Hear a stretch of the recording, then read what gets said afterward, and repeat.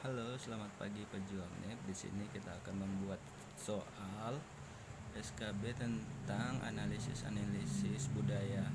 Di sini adalah FR-FR-nya yang saya akan terbitkan lah ya untuk warga-warga anak sosial, ilmu-ilmu sosial yang menggelarnya esos. Di sini akan kita membuat soalnya ya. Yang pertama, mekanisme akhir pelaksanaan program Keluarga Harapan dilaksanakan dalam bentuk transformasi kepesertaan PKH. Yang kedua, Peraturan Menteri Sosial terbaru tentang program Keluarga Harapan diterbitkan pada tahun 2018. Yang ketiga, Peraturan Menteri Sosial Republik Indonesia Nomor 10 Tahun 2017 mengatur tentang program Keluarga Harapan.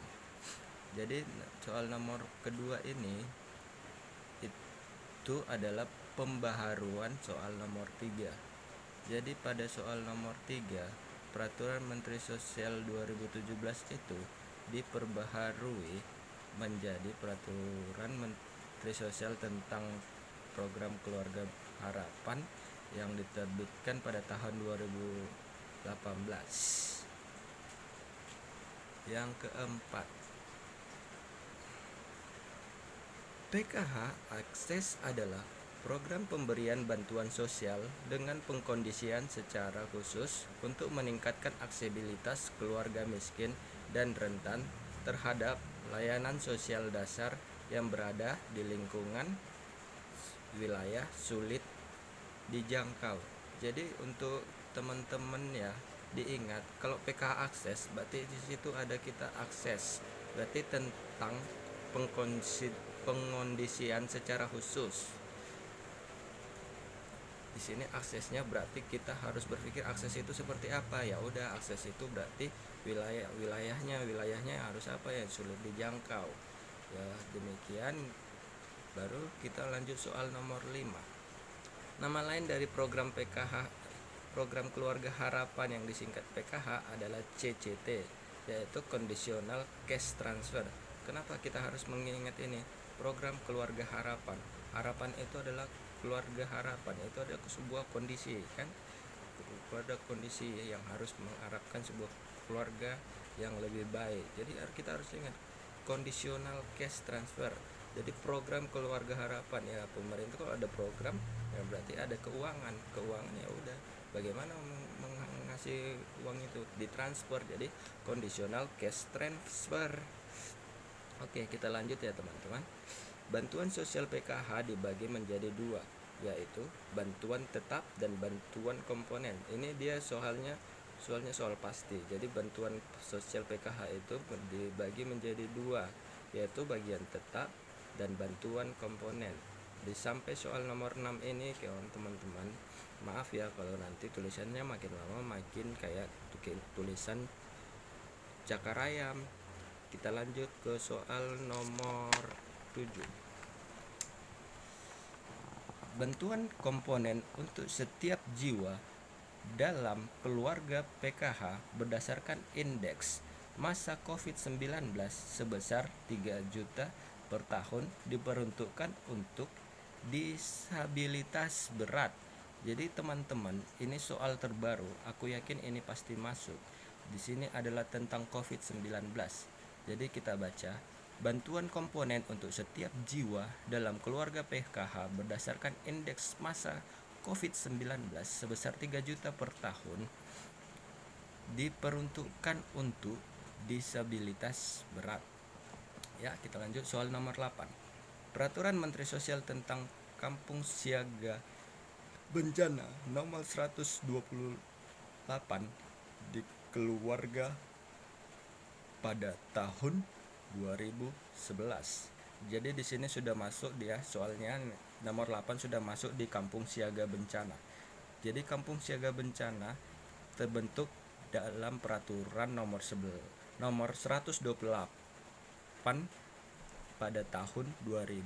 11. Ya, kita lanjut soal nomor 9. Jangka waktu kepengurusan kampung siaga bencana berlaku selama 3 tahun. Jadi ingat ya teman-teman, jangka waktu kepengurusan kampung siaga bencana itu berlaku selama 3 tahun, bukan seperti organisasi-organisasi ataupun presiden yang pergantiannya kepengurusan itu presiden ganti 5 tahun, kepengurusan organisasi ganti 5 tahun, tapi berbeda dengan kepengurusan kampung siaga bencana.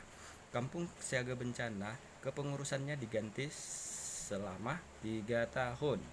Yang ke-10, masyarakat dapat menyusul pembentukan kampung siaga bencana untuk kemudian ditetapkan oleh bupati dan wali kota. Jadi di sini teman-teman kita harus ingat kampung siaga bencana. Kalau kampung kan itu kan di kabupaten atau di kota.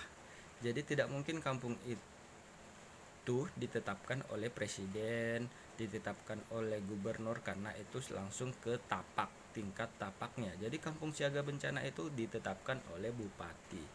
Yang ke-11, Peraturan Menteri Sosial tentang Kampung Siaga Bencana nomor 128 dikeluarkan itu pada tahun 2011. Jadi diingat ya teman-teman, Peraturan Menteri Sosial tentang Kampung Siaga Bencana itu nomor 128 dikeluarkan pada tahun 2011. Yang ke-12, rencana berasal dari masyarakat yang memiliki kepedulian dan aktif dalam penanggulangan bencana bidang perlindungan sosial, disebut Taruna Siaga Bencana. Jadi di sini relawan yang berasal dari masyarakat. Jadi kita harus ingat relawan yang berasal dari masyarakat yang ada di kampung kita. Jadi relawan itu yang biasanya adalah taruna-taruna. Jadi kita harus ingat Taruna Siaga Bencana.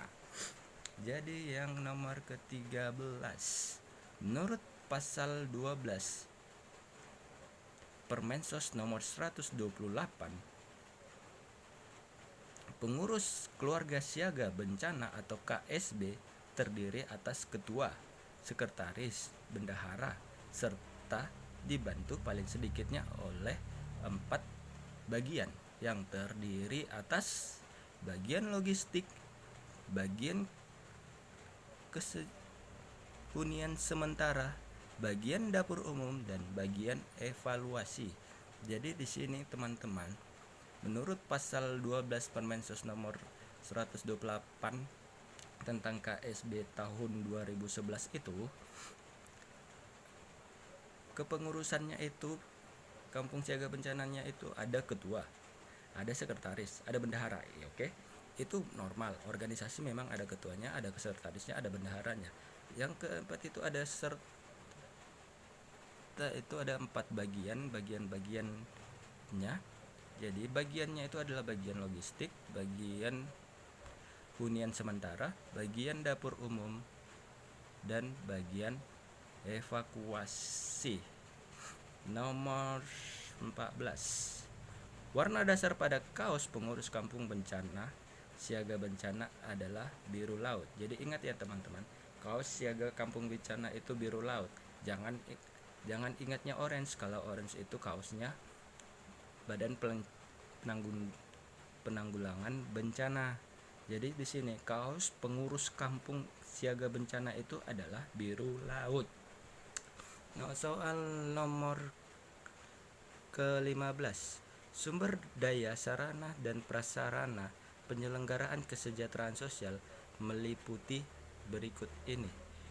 Sumber daya sarana dan prasarana penyelenggaraan kesejahteraan sosial meliputi berikut ini.